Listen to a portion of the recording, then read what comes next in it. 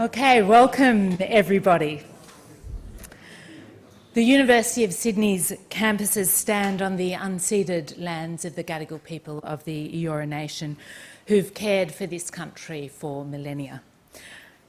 I'm deeply grateful for their ongoing custodianship of country, and I pay my respects to the elders and their communities who've shared and exchanged their knowledge with us for generations and continue to do so.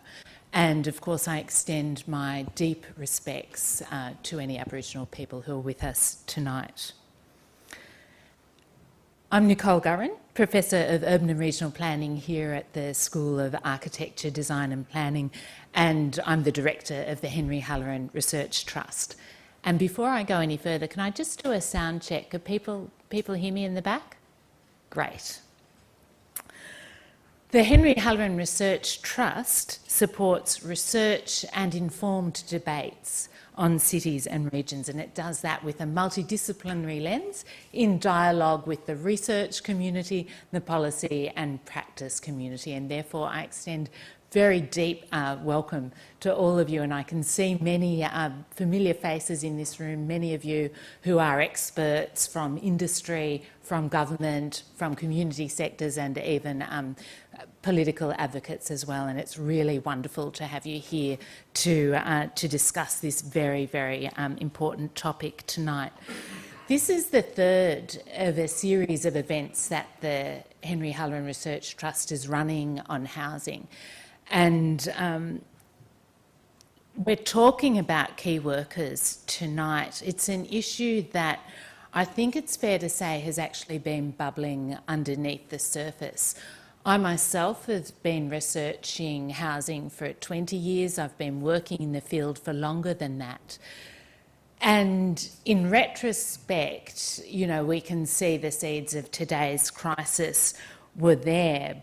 But this is a problem that's really taken quite a long time to surface. And that really goes to the importance of research in understanding, you know, the causes, as well, of course, as the potential solutions, but particularly as well, which we'll talk about tonight, the implications of an issue such as our key workers not being able to afford homes in the places where they work.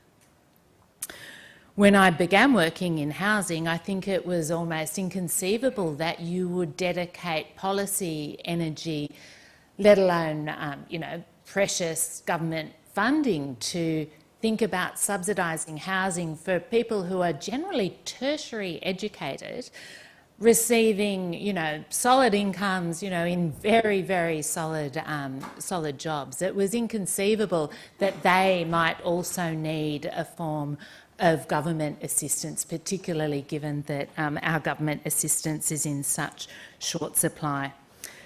But over the past 5 years, you know, it's been a problem that none of us can ignore, and a problem that researchers such as Dr. Catherine Gilbert and others here at the University of Sydney have drawn attention to. Showing that teachers, nurses, police, paramedics, childcare workers, cleaners, all of the people that our cities absolutely depend on can no longer scale the deposit gap needed to afford their own home, let alone nowadays find a secure, affordable place to rent. As Catherine's work points out, you don't go into a profession like teaching thinking that you're going to be a millionaire, but I think it's a reasonable expectation that you will afford decent and secure housing, and most, the research shows, suggests that they continue to aspire to home ownership. So what will it mean if our essential workers can no longer afford to live in the areas that they serve? As national productivity, along with housing, is back on our agenda, We can also ask how well our cities and our workforces can perform when people are wasting long, precious time on journeys to work, when employers don't have access to their deep, talented workforces, and especially younger graduates, because those graduates can't afford housing, when women are stuck out of the workforce because they can't find a job near their homes and caring responsibilities. So our three speakers tonight will share their new data and their expert perspectives, highlighting both the causes of the problem but also, importantly, sharing some very interesting solutions. First, we're going to get an overview of the latest research about key workers, their housing situations and their commuting patterns from Dr. Catherine Gilbert, who's a lecturer here at the School of Architecture, Design and Planning. Catherine's an urban planner by background, but her research focuses on comparing planning systems across the world, the design and implementation of regulatory reforms, very topical to planning systems, and particularly the impacts of declining housing affordability on low and moderate income essential workers. Catherine's going to highlight some policy solutions as well as, I must say, the depressing but forensic research evidence. But as a bit of a teaser, she's certainly done some analysis about how and where we might improve options for key workers when planning for new housing development without needing government subsidy, with some very smart targeted policy intervention. Next, we'll look at things from a different angle and we'll ask why and whether, when we're planning for major employment areas or tech or health precincts, we might just start to embed housing into the process. Lucy Fakema, the Henry Halloran Research Trust's practitioner in residence, will present, I must say, absolutely fascinating research on this topic, which she's investigated by looking very closely at the opportunities and constraints associated with planning in health innovation precincts. Just as a segue, I want to mention briefly our practitioner in residence program, which has been running almost since the beginning of the Henry Halloran Research Trust. And it's one of the ways that the Trust seeks to promote that evidence-informed dialogue between the university and the wider community of practitioners, industry and advocates.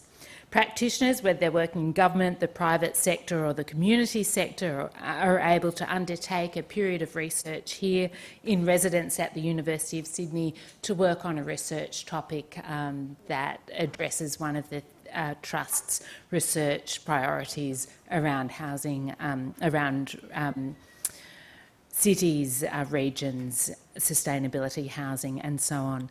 We've had a number of distinguished practitioners in the past. I can actually see some in this room, so welcome to you. And in fact, we will be advertising this scheme very shortly again for this year.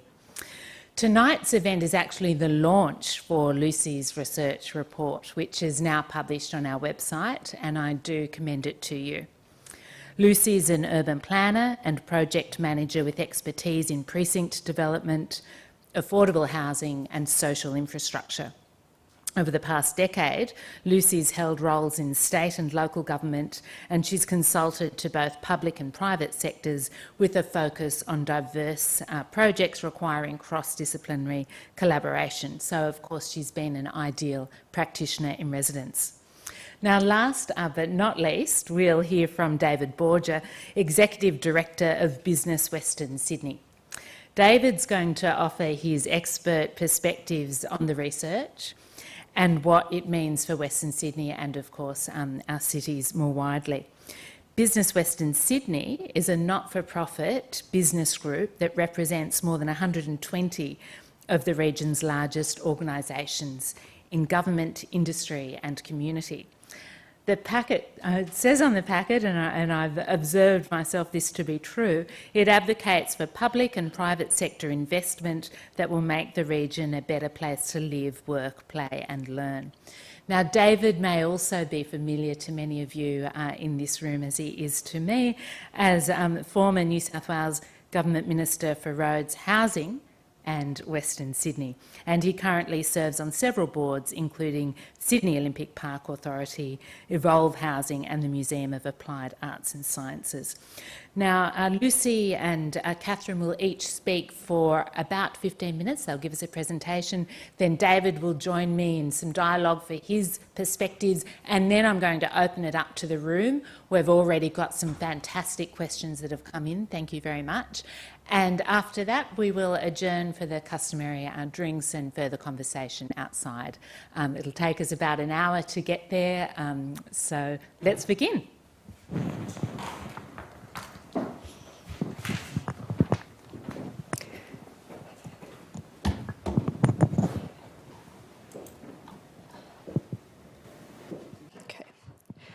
Great, thank you, Nicole, for such a great introduction.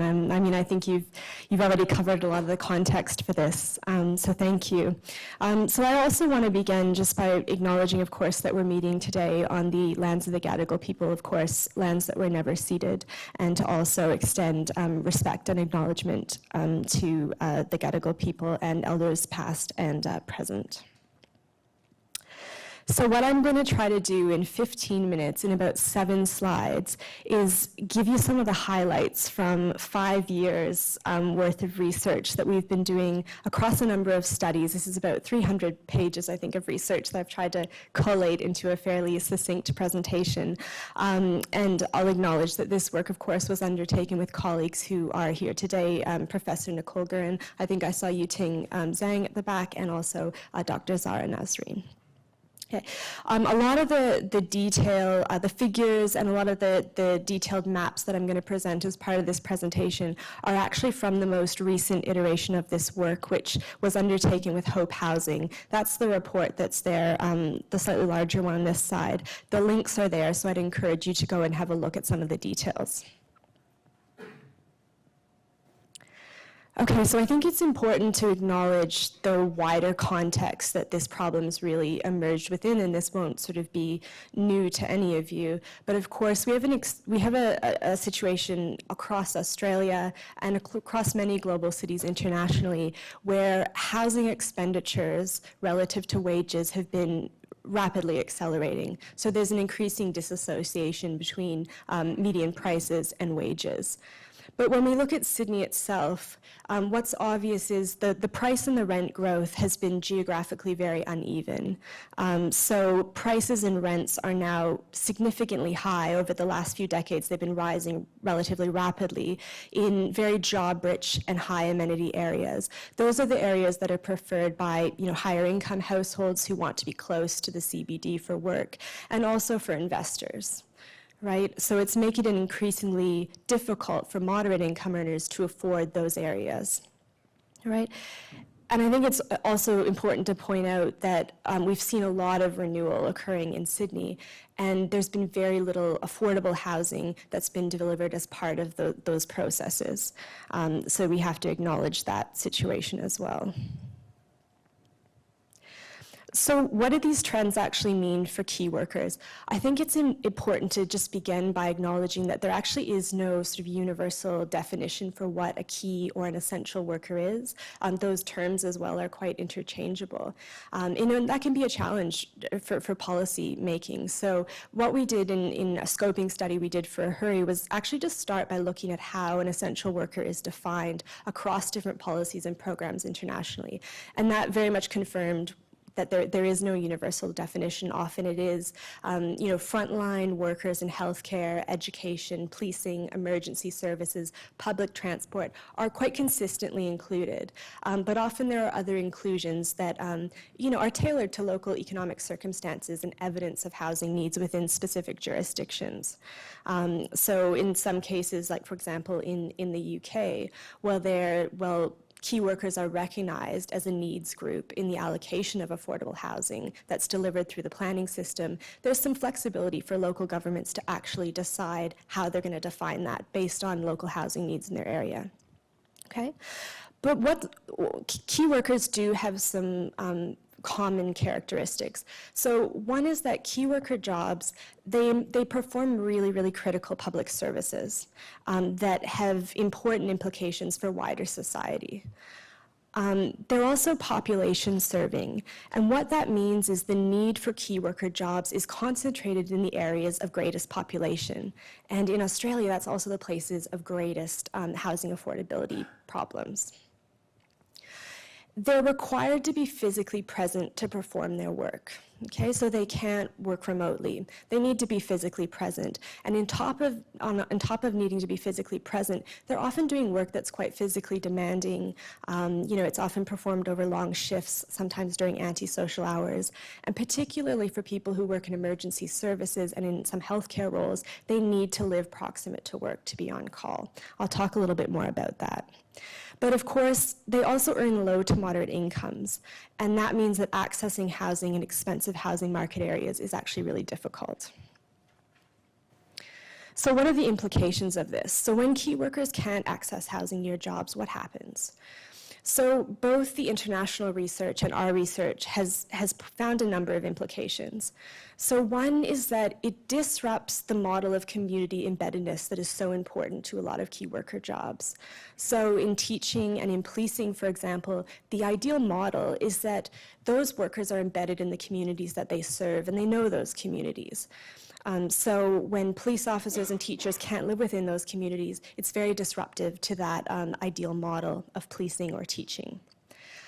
Another problem is, as I mentioned before, it limits capacity to be on call or to respond to emergency situations. So this is incredibly problematic, in the healthcare sector, for example, where they need to depend on people who live within 20 to 30 minutes of work who can come in at short notice.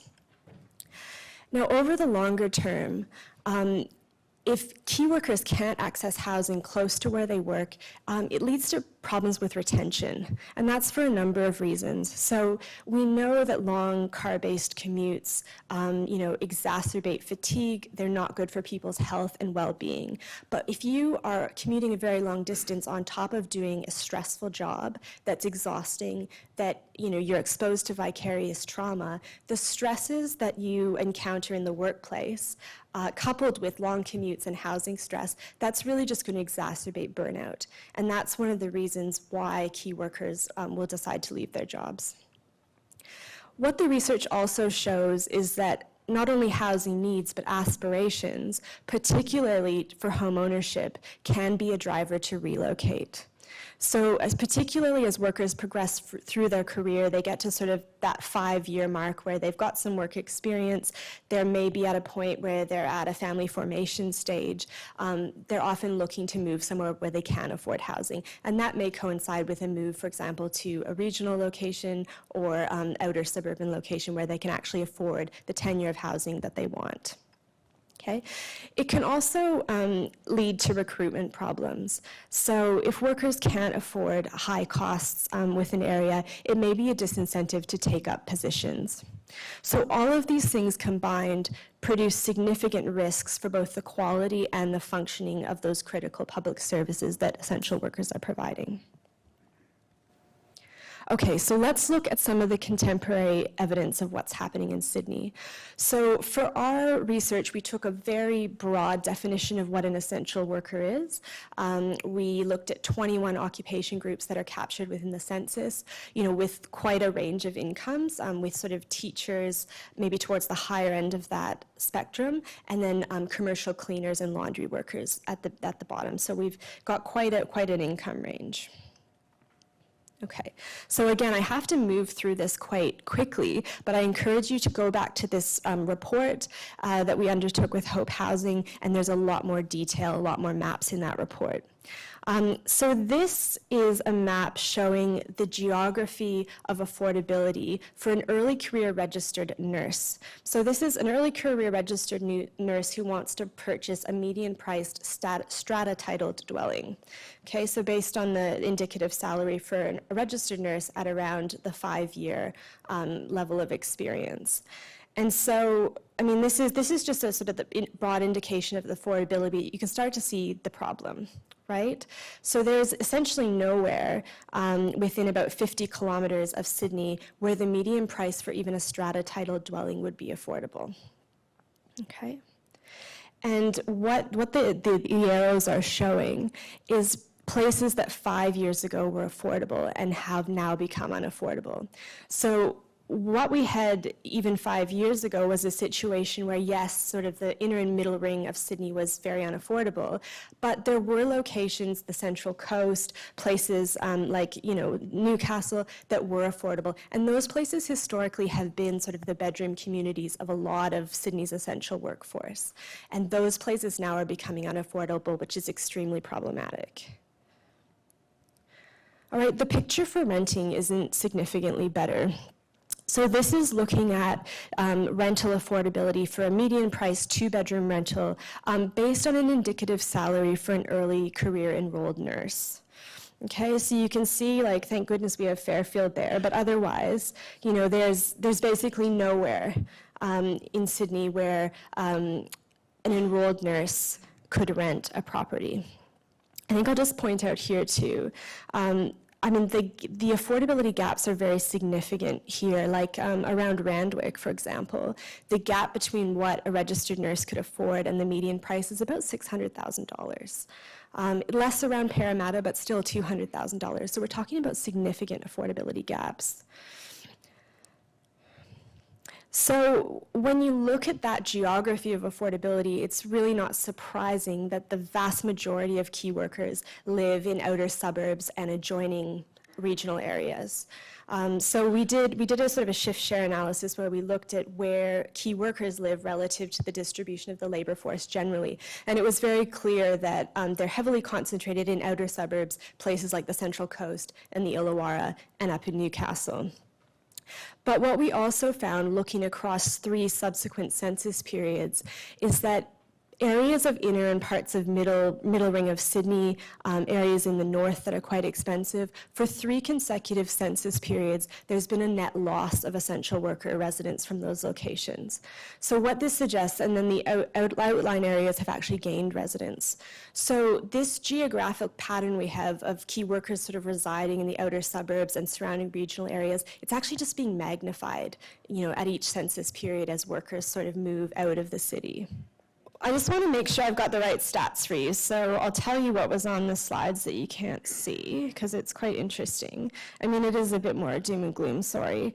But so what we also looked at across subsequent census periods is what's the housing tenure of essential workers? What are their rates of housing stress, and how suitable is their housing? And what we found actually is that the number of key workers in rental stress and in mortgage stress has increased across subsequent census periods. Maybe that's not surprising. So at the moment, there's 29,000 key workers in rental stress in Sydney, 23,000 in mortgage stress, and 36,000 who are living in overcrowded homes, which is our sort of measure for housing suitability. And so, of course, the rates are highest amongst those on the lowest incomes, and particularly those living in central areas and as well as Parramatta. Okay.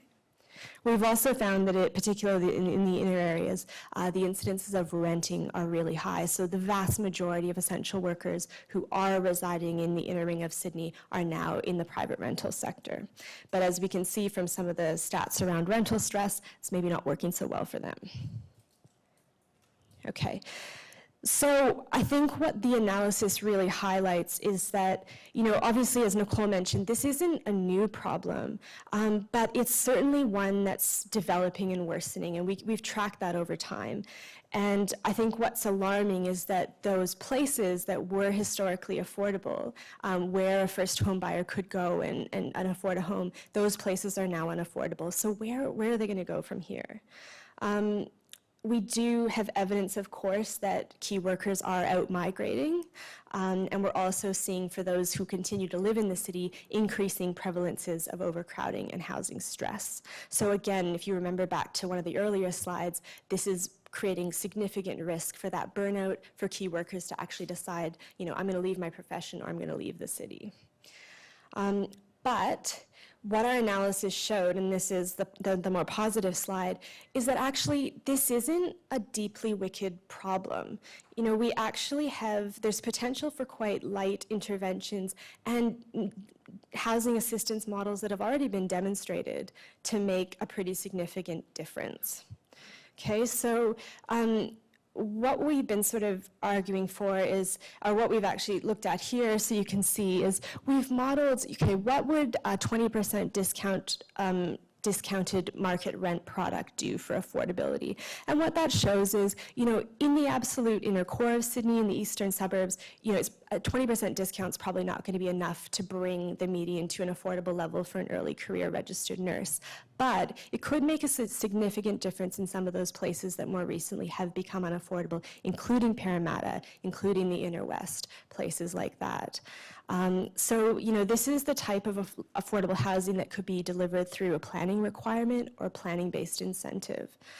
So that's hopeful. So looking at discounted market rent products that can also have the benefit of offering secure tenure, long-term tenure for key workers could be really beneficial. Of course, ownership is a really strong aspiration amongst a lot of key workers, and as they progress in their careers, ownership options are quite important, we've found, for retaining people as they move up to sort of the mid-career management level positions. But what we've looked at, the potential for a shared equity scheme, for example, for ownership assistance through a shared equity scheme. And what we found is that also significantly can shift the geography of affordability. So we've looked at some notional equity contributions here as well. And as you can see, maybe not enough for a police officer on a single income to access housing in the eastern suburbs, but certainly enough to make a lot of those inner ring places potentially affordable. So there are some potential solutions there, and I think my co-presenters will present some others. This is focused more on what can be done in terms of planning and residential development, but I think just leading into what Lucy's going to talk about, we also need to really think about how we're planning for workforce needs at the outset when we're actually planning future precincts. So I'll hand over to Lucy now.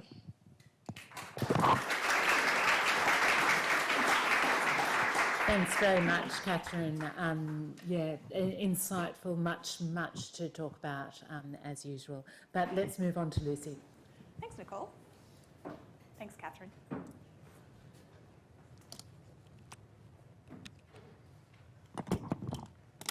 Thank you all so much for having me. The driver for this project originated out of my day job as a project director in the precincts team at Health Infrastructure. And it's a question that comes up a lot with the diverse partners that we work with.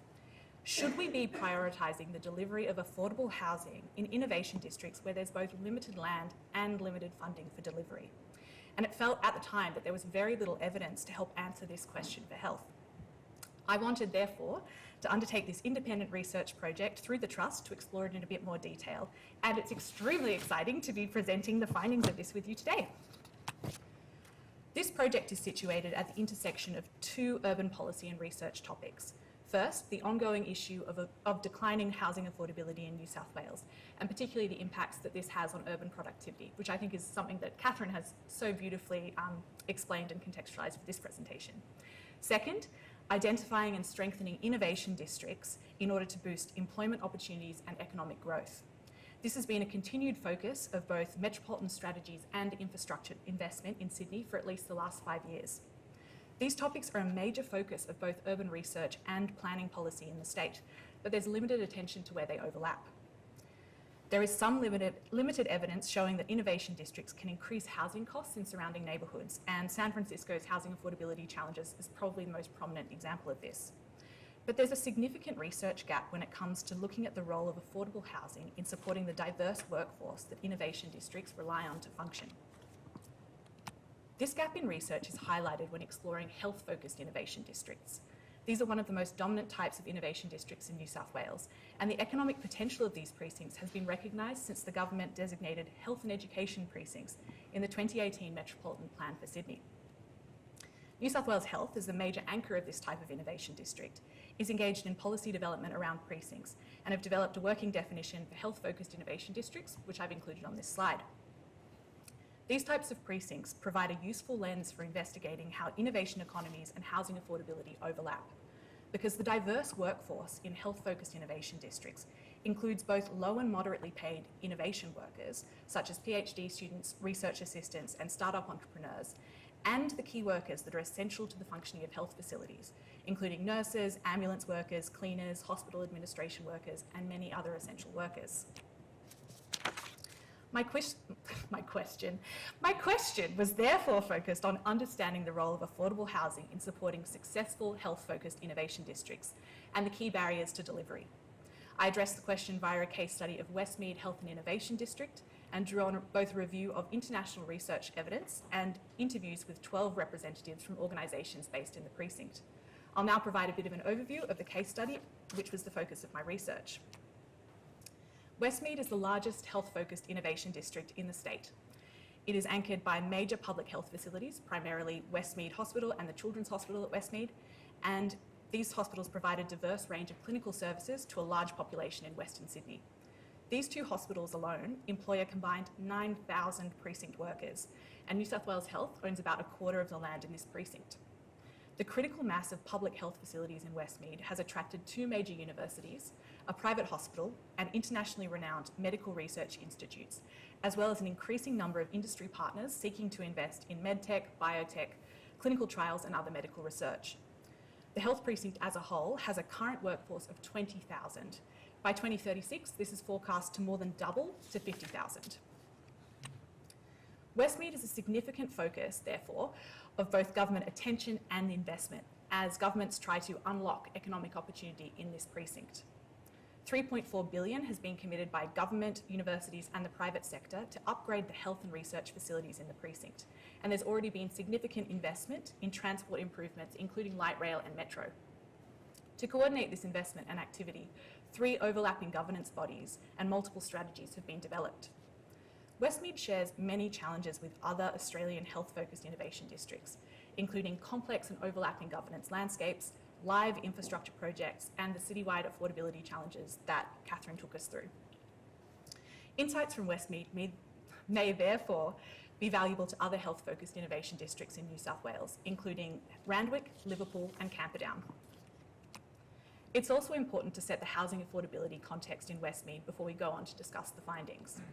Westmead's workforce is very affected by the citywide affordability challenges that Catherine presented on.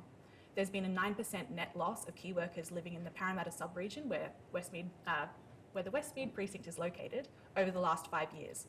And the median rent for a 2-bedroom apartment in Parramatta LGA, where Westmead is also located, is not affordable for early career enrolled or registered nurses. A very small proportion of the housing stock in Westmead is affordable housing. Western Sydney Local Health District, which operates Westmead Hospital, owns about 190 units of staff accommodation in the precinct, and this is generally occupied by students, cleaners, admin workers, and visiting medical officers. St George Community Housing, in partnership with Lighthouse Investments, also recently secured 85 units of affordable housing in a larger private development that's adjacent to the hospital, and this is targeted specifically at key workers. Both developments are almost 100% occupied.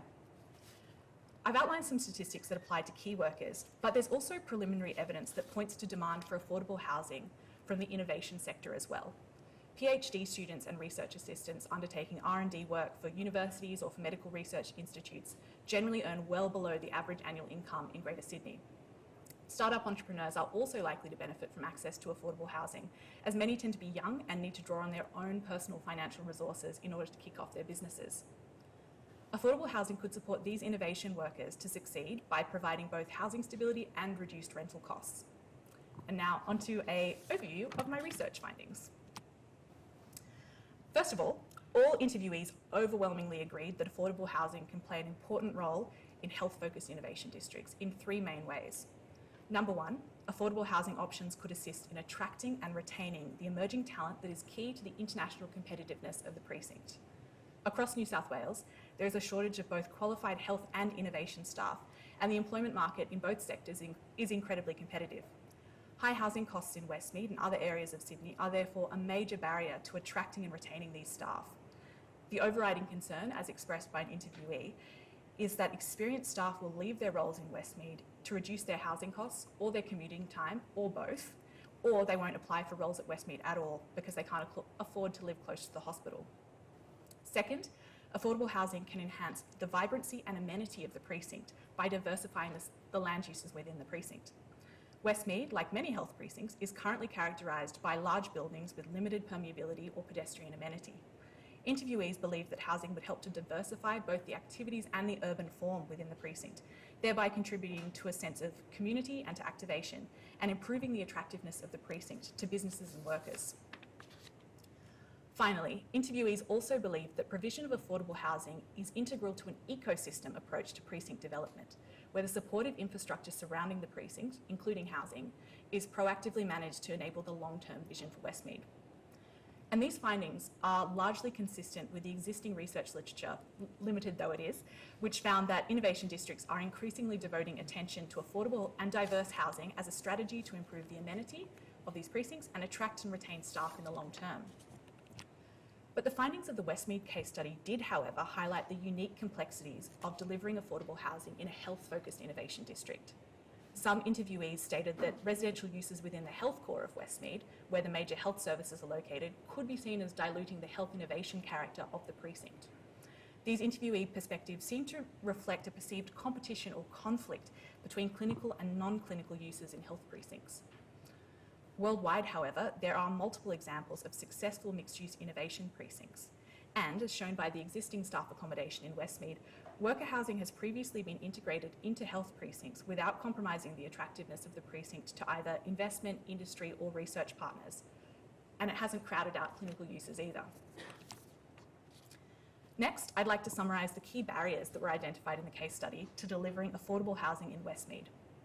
First, interviewees argued that health, as the largest landowner and major anchor in Westmead, had a significant role to play in delivering affordable housing to support its own workforce. However, they felt that health lacked the organisational expertise, resources, and most importantly, the mandate required to proactively address affordable housing need. Affordable housing is a non-core service for a public health system in Australia, one that is likely to be squeezed out by more immediate clinical priorities. Second, many interviewees identified that a lack of data was a barrier to building momentum behind housing-related projects in Westmead. While there's clearly a wealth of census data that's available on housing costs and needs in Westmead, the representatives that I interviewed were not aware of any staff or employer surveys that are focused on housing needs or aspirations. Without statistics on housing need, interviewees found it difficult to make a case for taking account of housing in workforce planning or to prioritise the delivery of affordable housing as part of the supportive ecosystem for the precinct. Third, interviewees highlighted that while multi-stakeholder governance improved the coordination of government activity in precincts, it also resulted in challenges for identifying, aligning and implementing priorities, including affordable housing. In particular, interviewees identified a disconnect between the priorities of land-owning agencies, including health, and the strategic planning agencies that advocate for affordable housing within Westmead. And finally, although New South Wales Health is the precinct's anchor, the public health system is not solely responsible for affordable housing delivery, and broader state government planning requirements, incentives and funding are needed to encourage delivery of affordable housing and support efforts by other precinct actors. Just to conclude, now that we've established that affordable housing can support the success of health-focused innovation districts, but that there are significant barriers to delivery, what could help policymakers to help deliver affordable housing in health-focused innovation districts like Westmead? First, there is scope to leverage precinct anchors. Worldwide, precinct-conscious anchors are recognising their impact on rising rents in their local communities and proactively delivering affordable housing to safeguard the future of their own innovation districts. For example, MIT has recently delivered over 450 units of graduate student housing in Kendall Square Innovation District, which many of you probably know as the birthplace of Moderna, and that was in order to support the precinct's localised talent pipeline. Health could also collect data on worker housing needs and aspirations, and the impact of housing on employment choices. This could help to raise the profile of the issue within the public health system. For example, Addenbrooke's Hospital, which is a major public teaching hospital in Cambridge in the UK, which is an area with very high housing costs, partly because of the booming local innovation economy. Addenbrooke's runs regular housing surveys to establish the amount and type of housing that's required to support the hospital's workforce and to drive delivery of new accommodation for staff. As the major landowner in the precinct, Health also has an opportunity to prioritise delivery of affordable housing on health-owned land, which echoes recent state government commitments to deliver 30% affordable housing on surplus government-owned land. While health's primary mandate is to deliver health services, there is scope to partner with developers and community housing providers to deliver housing for precinct workers. Second, there is potential to streamline decision-making within precincts like Westmead to focus on affordable housing delivery. Special purpose authorities like development corporations may help to coordinate across partners while maintaining independence from changing political agendas. And finally, this is a pretty obvious point, but more effective state government support is required to underpin delivery by any stakeholder within the precinct. And that's sort of my final point. Thank you all so much.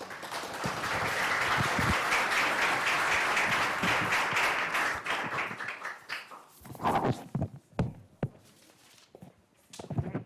I'll just invite David to come join me, and Lucy and Catherine, you may as well come and sit Sure. here as well. Wow, if the innovation precinct is successful, house prices and rents in the area are going to be even more squeezed. Bit of a double bind.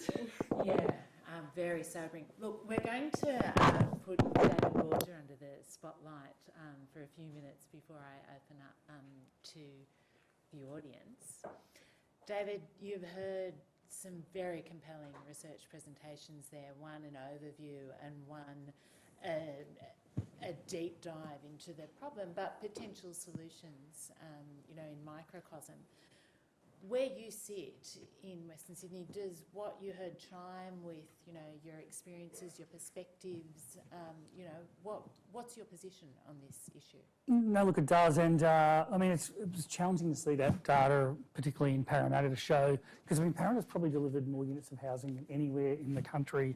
You know, maybe that's too grand a claim, but in the last decade, it's really over-delivered. It's had a lot of high-density housing in certain precincts, and so despite the increase in supply, it's still become more unaffordable. So, I mean, I think that just shows the scale of the challenge. And look, I think in other parts of the world, they've realised, particularly around innovation districts, you know, there's an agglomeration benefit that economists can quantify. So being in the Bay Area, in Silicon Valley, was great because you had access to talented labour. They added, I think it was 1 million jobs over a decade, but only 20,000 houses.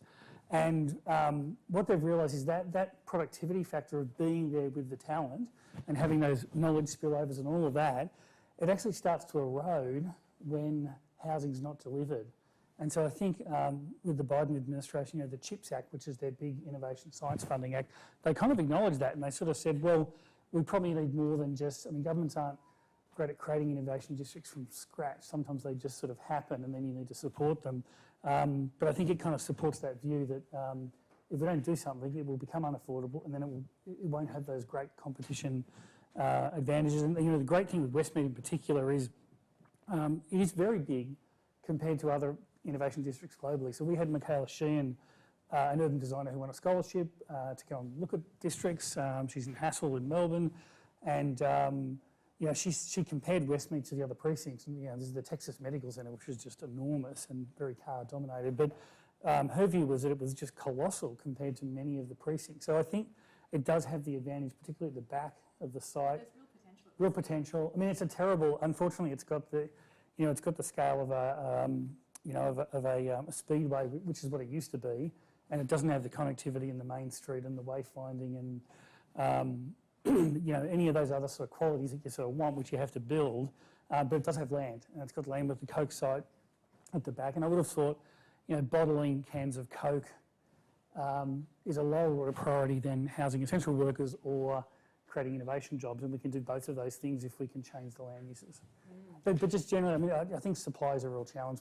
Our system just seems really slow, and I think it's because it's almost like the system is based on everything being bespoke and special and unique. We all want to be unique and special, but you know, a rezoning is bespoke. It takes so long, and an individual development application by an architect takes so long. And maybe we need to. I've just been to San Francisco, and you know, some challenging things happening there in the downtown with homelessness. But you know, 7 miles by 7 miles, and it's kind of pattern book housing, Victorian timber terraces that are just replicated ad nauseum. I mean, there's probably only 10 designs in the entire joint, but people love it. It's so nice. I mean, and it's all sham, it's all facade, but it has a great human you know, scale and character.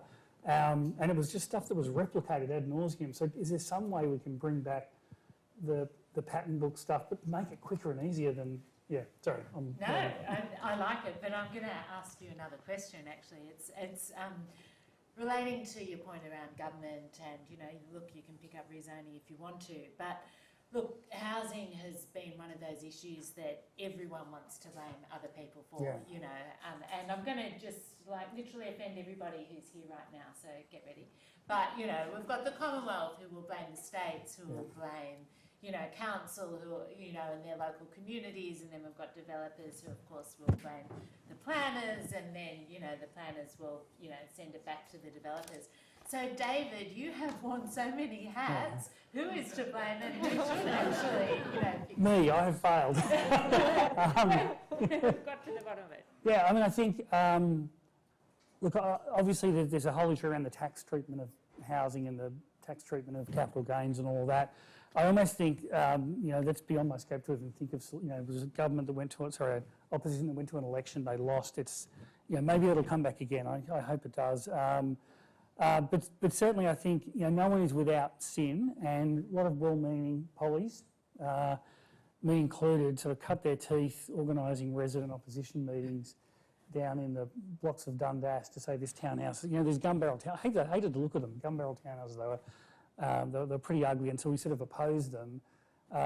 And of course, you've got these captive communities, and if you organise the meeting on the weekend and there's 30 people turn up, you're the great champion for them. And you know, that's how people get elected. But I think over time you realise, hang on, this system is actually slowing it down, and our kids can't afford to live anywhere, and our essential workers. So who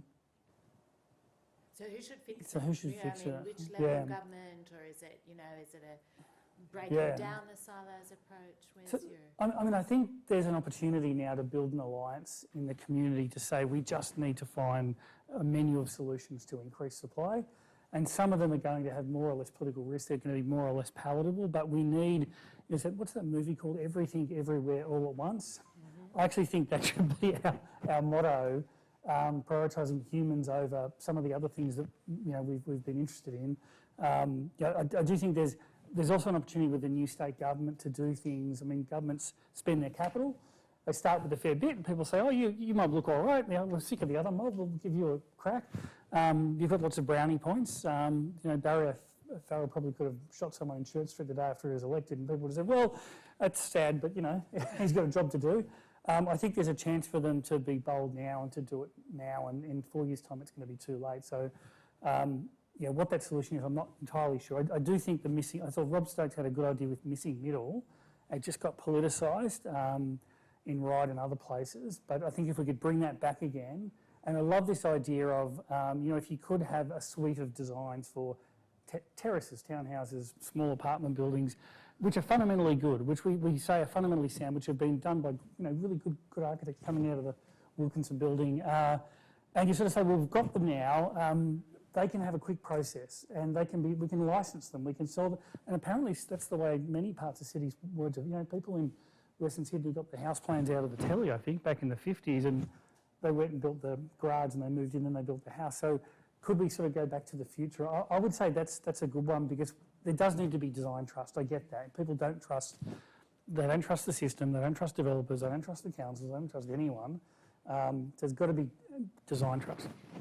I know Catherine wants to say something, but I've got one more question for David. So we might come back to that. Look, I love this everything, everywhere, all at once, and I love what you've said. We've got two brand new governments at Commonwealth and state level, so maybe there is an opportunity for optimism. But I can't move away from David being in the spotlight without asking him where he stands on the spatial politics of housing, because we have had, you know, a lot of commentary in the newspaper saying that, you know, the West has been the sort of repository for all of the housing development, and actually we need to shift the emphasis back to the East. David, first I'd say, I mean, I like housing. I like people, and I think density has lots of benefits, and I've seen that where I live. When I moved in 20 years ago or whatever, we had no supermarkets. We had to go to the big Westfield and get sucked in there, and we just hated the whole experience. And because of density, we now have supermarkets and gyms and all sorts of things that have popped up that's so convenient. Cafes, our daughters grew up being able to walk by themselves from the age of about 6 or 7 because it was just up the laneway. That happened because of density. So I'm a fan of density, and I don't think we should say, it's over for Western Sydney. But obviously there are some, there's a lot of politics in where we put housing, and to build a metro line through the northwest and sort of effectively not put hardly any housing in Cherrybrook seems to me to be, a real mistake. So I think obviously there are some opportunities to go to where those metro stations are and to do housing. It's true that the east has higher density than Western Sydney, absolutely, but does it have higher density globally? I don't know if it does. I mean, I think there's probably some pockets of Wentworth Point that are super dense. So, I think there is an opportunity to do more in the east and the inner west and other places.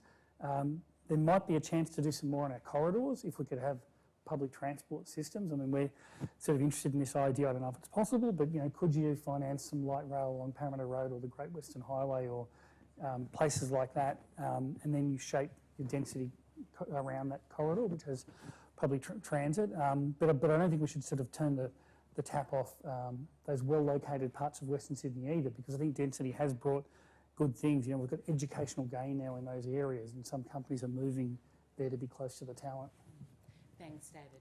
Now we're going to go to some audience questions, but I want to give Catherine the opportunity to comment on some of those interesting perspectives there. Yeah, I mean, I think one thing I definitely want to pick up on is what you mentioned about sort of the changing community perspectives around this issue. And I think the time is absolutely right in the wake of COVID. I think, the public is very aware, more so than in the past, of how absolutely critical, I mean, the word essential worker is now sort of part of our vocabulary, and I think everyone's aware of how critical these people are. I think there's a good opportunity for some policy experimentation with key workers, because, and this is what we've seen in other jurisdictions internationally, is that a program may be piloted with essential workers. There's broadly, public support for assisting essential workers. We're seeing, within our own communities, we're all seeing, issues with teachers leaving schools. And I mean, this resonates with everyone. And so what they've done is they've actually piloted some schemes with essential workers on a very small scale, and then scaled those up over time to the broader population. So I think, that's a good way to potentially be thinking as well. Thank you. Now, put your hands up if you've got a question. Okay, we've got one in the back, and then we've got Jeff. So we've got Colin and then Jeff. No? Colin.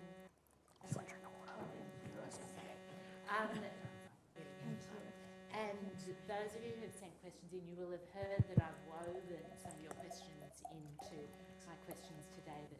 So we'll go to the room now. And respected, thanks. I guess this is kind of picking up what David said, and I think there are some very useful things in what David said, as well. In fact, all the speakers have said.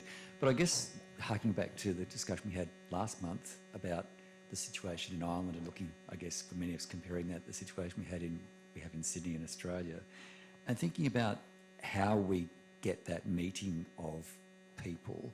One of the things that was raised last month, I think very effectively, was the concern that the market solution to housing is really a false hope, and that much of the discussion we seem to be having in Sydney is about rent seeking by developers. How do we change that political debate? And I guess I am looking at you, David, and it's been a long time since we saw each other. But I guess that's the thing I'm interested in. How do we move away from rent seeking and actually go towards a discussion where the government leads it and doesn't avoid the difficult questions around tax? Yeah, I mean, developers are never going to be particularly popular, are they? Let's face it. They've got some challenges. But I think, to me, rent seeking is more when you're wanting government funds and money for something that doesn't sort of stack up. I think essentially that they want planning approval. And I think we're sort of moving away from a period too where, look, there's some land that's zoned, but actually it can't turn on because there's no infrastructure, and infrastructure is expensive. And so government's got to prioritise that infrastructure and put it where it's going to get the best community outcome and the best economic outcome. And I think to some extent we're kind of almost moving away from zoning being the thing that stops development, and actually infrastructure is the thing that stops it, and that's a public good. And so if developers can pay for that, great. But that's probably where governments need to make decisions that are very open, and where we can understand why the road's gone here or the train line's gone there. I don't know if that answers your question, Colin. We'll go to Jeff. I think that's something that we could come back to, though, so it's so interesting. And other people, if you've got questions, put your hand up now. So, great. I'm interested also as to how we actually move housing responsibility back to employers in some respect. So you talked earlier on about how in the medical area, hospitals, for example, that provision for employees wasn't sort of something that was seen as being important, and yet if you go back to the 80s, you had nurses' quarters, you had police quarters, you had large companies having their own housing pools. PMG had places where it brought its people in for training, etc. Now, many of those areas are government, so government needs, if it wants to have essential workers, has to find ways of being able to have those people there. But it's also that many of those companies also need to be looking at that. So I guess we look at the sort of government role, but government's got two parts of that. One part of that is in terms of it runs services and needs employees, and then it picks up this other part, which is it must be your problem. I'm going to send that to Lucy to start. Yes, thanks for that question, Jeff. I mean, I think really I can only speak to the health perspective on this, but I think New South Wales Health actually does own and operate quite a lot of affordable housing, or housing that's particularly staff accommodation across the state. But what it doesn't do is have a proactive program around housing people and housing its workforce. So it's kind of got this kind of ad hoc, a bit patchwork approach. It's often a lot of repurposed nurses' quarters and things like that that are sort of a historical reflection of actually teaching and education models rather than a way to address housing affordability issues. And so I think that there is sort of building pressure. There's a lot of work coming out of regional New South Wales that's around addressing housing affordability for teachers, police, and for nurses. Well, sorry, for health key workers. But I think I'm not sure how to answer the question of more private sector employers, but I think there are some really interesting solutions coming out of these major innovation districts, particularly in the States and in the UK, where they're looking at sort of integrated precinct worker housing that is serving both those key workers as well as workers within the innovation sector. So I think there's some models probably from overseas that we could be looking at. Thank you. Hi, my name's Seth. I work at the Inner West Council in the Strategic Planning Department. For those that don't know, the Inner West goes from Newtown over to Ashfield and Balmain in the north down to Tempe. It's historically been, a large base of key workers for the Sydney CBD. But what we're finding is that those workers are leaving in droves. We're about to commission a study to get evidence to see how, great that problem is, the scale of the issue. Sorry. Concurrently, another thing that we've just got back is evidence about how we're meeting our housing supply targets in the LGA. And surprisingly, we're actually well on track in terms of dwelling approvals to meet what the Greater City Commission have handed down as a housing target for us. So we're sort of coming to this conclusion that supply isn't the biggest issue, although of course it is. I agree that there are major issues with supply and there's a lot of reform that can be done there. But we're sort of reaching this point where we're understanding that that's not maybe the major issue. So I just want to ask the panel, what other measures do you think can be taken to address housing affordability in the immediate term, considering that supply can be a very slow thing? Thanks, Seth. I might ask Catherine to take that on. Yeah, I think I'm not surprised that you found that, the new supply isn't necessarily improving affordability. I mean, we've done some research that really is showing that, yes, we're getting a lot of new supply, but that is developers are almost exclusively targeting the moderate to high income end of the market. And as you can see, if they're modeling their feasibility based on the prices we have now, we're not actually going to get any market housing that's going to be affordable to our essential workers. So, my view is that you're not necessarily going to get affordable housing unless it's actually mandated.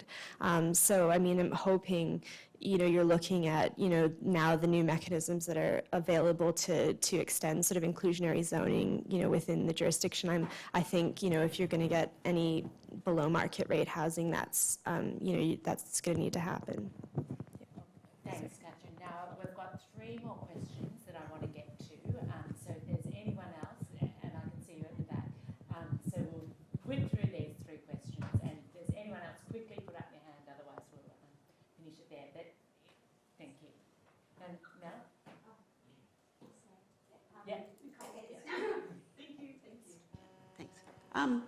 Just on the issue of nurses' housing, the Northern Beaches Hospital in the early days looked at providing some nurses' accommodation, and in the end they decided no, the car park was more important. So the nurses' housing didn't get the go. And I think that's a classic example of why government intervention and government provision of affordable housing is just so important, and the government is not taking seriously their role in this. And one thing that I think could be done as a really easy win is the build to rent, which is only for 15 years. It should be in perpetuity as it is in Europe. It doesn't make it affordable, and it's being built as market housing, but at least it would be addressing like the downward flow of renters who are moving down and pushing people out the bottom. So even if it's not affordable, we still need to provide it so that there's less downward pressure. Okay. Comment? That was Oh, definitely can a I- research, but yeah. we'll allow Catherine to add. I mean, one of the things we heard in some of the interviews we did was that actually, you know, purpose-built rental could be helpful, particularly if there's a relationship, say, with the local hospital, because what happens, or with like a police precinct, because what happens is, you know, police come out of the academy, they're given, you know, an assignment. They have to go and find housing very, very rapidly. They don't have much time, so if there was, you know, a relationship with some purpose-built rental providers, that would really ease that process and mean they're not going to end up in those unsuitable housing situations. Thank you. Mark. Thanks, Nicole. You mentioned yourself that we wouldn't have been talking about this perhaps 20 or 30 years ago. And so my question's to you, Catherine. If we continue this current trend, what will Sydney look like? What will failure look like? Well, I think what the research really puts is another dimension or an angle to our arguments for why we need affordable housing. I mean, we have the welfare, obviously, argument, which is incredibly important. We have the economic productivity argument. But now we actually have the health and safety argument. So we're not going to have a city that's, attractive to the folks who are going to work in our, our innovation precincts. But we're also not going to have a city that can actually function safely and properly. So I believe that, you know, we're going to increasingly have a less livable city and a less safe and healthy city if this continues. Last question. So I live in the inner west. I'm a single woman. I shared my house out, rented out my house to two people who were key workers. One was a radiographer, another person was a counsellor. And they both married and moved away. So now I'm subject to capital gains. My area has been zoned or slated from R1, and we're possibly being zoned to R3. So I've got the whole possibility of the fact that if I get pushed out, I'll have to pay capital gains tax. I understand in Victoria there's windfall tax that's happening as of the 1st of July 2023, which means the first $1,000 is basically above the difference of the zoning is exempt, but anything above that to what the developer or whatever happens is taxed at 50%. So what I'm trying to say is there's also a lot of vulnerable people. I've turned 60, so I haven't got very much of a long lifeline left in regards to it. I'm going to be hit up with capital gains. I'm going to be hit up somewhere down the track with windfall tax. We've got 24 people who are community housing in our area. So what happens to all of us? Because we're going to be pushed out. As the young lady over here said, it's going to be the people, the developers that come and we're going to be pushed out because our rates are going to increase quite substantially. So we won't be able to afford that.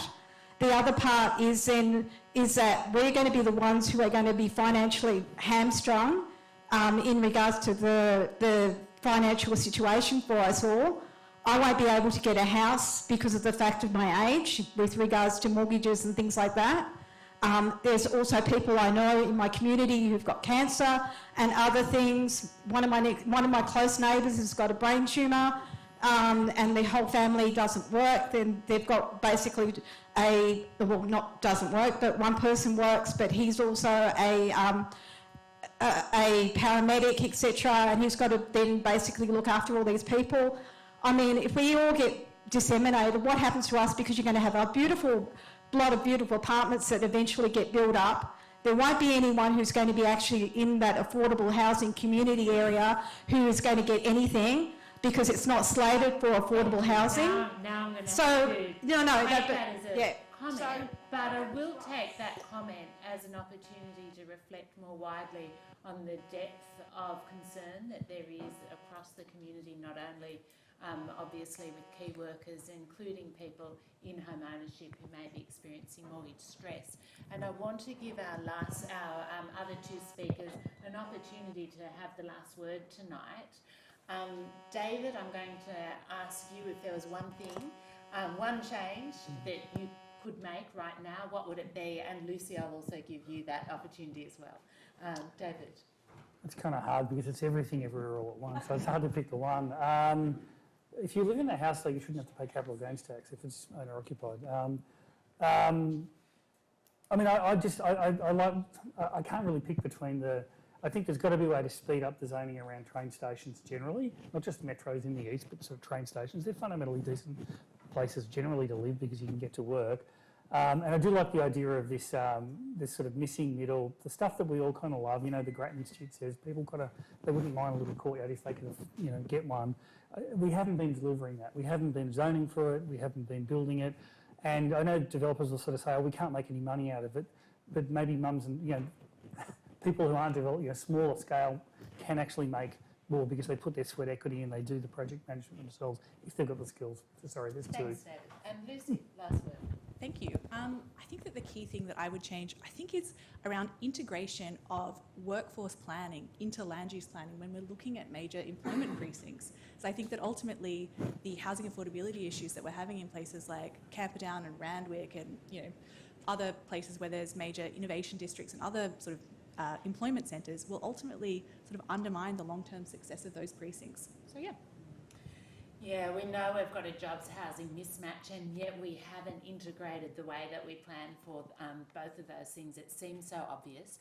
Thank you to our audience for your perspectives. Please continue to share them with us outside. Watch for the next in our Henry Halloran Research Trust events. And now please join me in thanking our three terrific speakers.